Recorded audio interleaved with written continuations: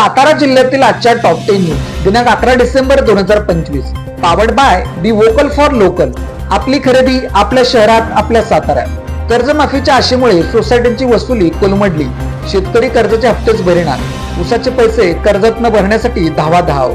राज्य शासनाने जून महिन्यात कर्जमाफी देण्याचे संकेत दिल्यानंतर जिल्ह्यातील बँका आणि विकास सेवा सोसायट्यांमध्ये संभ्रमाचे वातावरण निर्माण झाले आहे. कर्जमाफी होणार या अपेक्षेने अनेक शेतकऱ्यांनी कर्ज हप्त्यांचे भरणे थांबवले असून याचा थेट परिणाम वसुली प्रक्रियेवर झाला आहे. त्यामुळे शेतकऱ्यांकडून ऊसाचे पैसे थेट कर्जात भरून यासाठी सोसायटीकडे धाव घेतली जात आहे. महावितरणचे कंत्राटी यंत्रचालक पगाराविना 4 महिन्यांपासून पगारच नाही.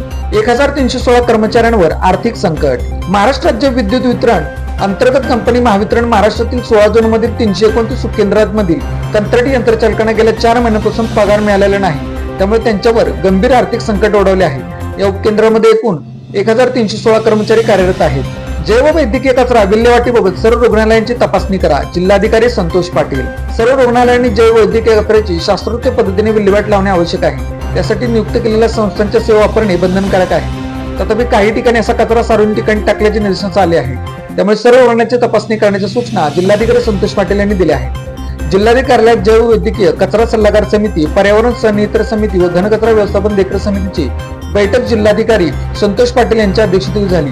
जिल्हा परिषद कार्यालयासमोर लिंब येथील भाजपा कार्यकर्ते राजेश शेट्टे यांचे आमरण उपोषण. सातारा तालुक्यातील लिंब ग्रामपंचायतीचे प्रशासक व ग्रामसेवक यांच्या विरुद्ध चौकशीबाबत भाजपाचे जिल्हा कार्यकारिणी सदस्य राजेश शेट्टे यांनी सातारा जिल्हा परिषद कार्यालयासमोर आमरण उपोषण सुरू केले आहे. राजेश शेट्टे यांनी या विषयावरून सातारा पंचायत समिती कार्यालयापुढे धरणे आंदोलन केले होते.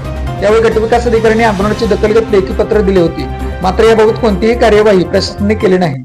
लिंब ग्रामपंचायतीमध्ये भ्रष्टाचार झाला असून त्याच्या ग्रामपंचायतीमध्ये दप्तर गहाळ होऊ शकते किंवा गहाळ करण्यात येईल तसेच सदरच्या कागदपत्रात फेरफार होण्याची शक्यता वाटत आहे. ग्रामपंचायतीमध्ये गटविकास अधिकाऱ्यांना वेळोवेळी दिलेल्या सर्व अर्जांची सविस्तर माहिती मिळावी, संबंधित चौकशी करावी या मागण्यांसाठी राजेश शेट्टे यांनी आमरण उपोषण सुरू केले आहे. साताऱ्यात कर्ज मंजूर करून देते म्हणत फसवणूक. अलका प्रवीण पाटील राहणार शनिवारपेठ सातारा यांच्या विरुद्ध सातारा शहर पोलीस ठाण्यात गुन्हा दाखल. नाबार्डकडून 50,000 रुपयांचे कर्ज मंजूर करते असे सांगून साताऱ्यातील महिला बचत गटातील महिलांची फसवणूक केल्याप्रकरणी अलका प्रवीण पाटील राहणार शनिवारपेठ सातारा यांच्या विरोधात सातारा शहर पोलीस ठाण्यात गुन्हा दाखल झाला आहे. या प्रकरणी उषा राजेंद्र पाटील वय 66 राहणार संगमनगर सातारा यांनी पोलीस ठाण्यात तक्रार दिली आहे. ही घटना नोव्हेंबर 2022 मध्ये घडली असल्याचे तक्रारीत म्हटले आहे. सातारा एमआयडीसीत कंपनी फोडून 3.5 लाख रुपये लंपास. सातारा एमआयडीसीत चोरट्यांनी कंपनीच्या दरवाजाचे कुलूप तोडून 2 ठिकाणाहून एकूण 3,25,000 रुपयांची रोख रक्कम चोरून नेली आहे. दिनांक 8 डिसेंबर रोजी ही घटना घडली आहे. पार्लेजी डिस्ट्रीब्युटरतून 1,25,000 रुपये व मंदार ट्रेडर्स मधून 2 लाख रुपये चोरी झाले आहेत. या प्रकरणी प्रशांत विठ्ठल पवार व 39 राहणार संभाजीनगर सातारा यांनी सातारा शहर पोलीस ठाण्यात फिर्याद दिली आहे. सातारा शहरात हातचालक चोरट्यांचा दोडदूस. एसटी स्टँड समोर भाजी मंडई परिसरात सोन्याचे बिस्किट दाखवून वृद्धेची फसवणूक. सातारा शहर परिसरात 4 दिवसांमध्ये 3 महिलांची फसवणूक करून चोरट्यांनी 6 तोळ्यांहून अधिक दागिन्यांवर डल्ला मारला आहे. सापडलेले सोन्याचे बिस्किट वाटून घेऊया, पुढे अनामरी सुरू आहे, पोलीस तपासणी सुरू आहे अशी भीती दाखवून हातचालकाने चोरट्यांनी महिलांचे सोन्याचे दागिने चोरले आहेत. या घटनेमुळे नागरिकांमध्ये भीतीचे वातावरण निर्माण झाले आहे. एसटी स्टँड समोरील भाजी मंडई परिसरात अनोळखी तिघांनी सापडलेले सोन्याचे बिस्किट आपापसात वाटून घेऊ असा मेसेज दाखवून वृद्ध महिलेचे 2.5 तोळे सोन्याचे गंठण घेऊन फसवणूक केली आहे. या प्रकरणी शांताबाई भाऊ देवकर राहणार देवकरवाडी पोस्ट निगडी तालुका सातारा यांनी सातारा शहर पोलीस ठाण्यात फिर्याद दिली आहे. सातारा येथे पोवे नाक्यावर ग्रेड सेपरेटरमध्ये एक जण पडला. पोवे नाक्यावर जुन्नर डीसीसी बँकेसमोरील ग्रेड सेपरेटरमध्ये डकमध्ये एक जण वरून पडल्याने जखमी झाला. जखमीला सिव्हिलमध्ये उपचारासाठी दाखल करण्यात आले आहे. दरम्यान या घटनेमुळे परिसरात बघ्यांची गर्दी उसळली होती. क्षेत्रमावली तालुका सातारा येथून युवक बेपत्ता. क्षेत्रमावली तालुका सातारा येथील योगेश मोहन जाधव वय 26 हा युवक दिनांक 28 नोव्हेंबर रोजी बेपत्ता झाला आहे. तो मतिमंद असल्याने अडखळत बोलतो. त्याची उंची 5 फूट 5 इंच आहे. दोन्ही पायावर गोट्यावर जखमांच्या खुणा आहेत.